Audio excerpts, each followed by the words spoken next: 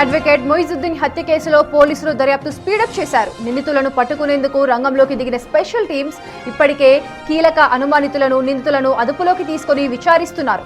నిందితుల call data, హత్య జరిగిన ప్రాంతంలోని సీసీటీవీ ఫుటేజ్, అలాగే ఇటీవలి కాలంలో జరిగిన ఫైనాన్షియల్ ట్రాన్సాక్షన్స్ టాస్క్ ఫోర్స్ పోలీసులు ఫోకస్ చేశారు. హత్యకు ముందు నిందితులు పలుమార్లు సమావేశమై పక్కాగా స్కెచ్ వేసినట్లు విచారణ అధికారులు గుర్తించారు.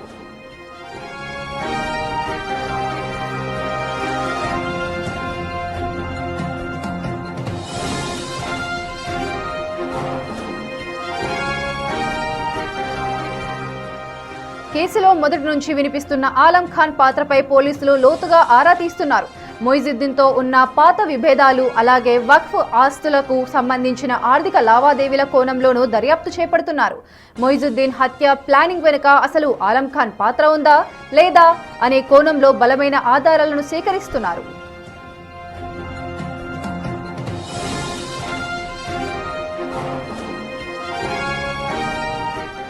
హత్యకు ముందు నిందితులు లాయర్ మొయిజుద్దీన్ కదలికలపై రెక్కి నిర్వహించారా అనే అనుమానాలతో సీసీటీవీ ఫుటేజ్ను క్షుణ్ణంగా విశ్లేషిస్తున్నారు అధికారులు.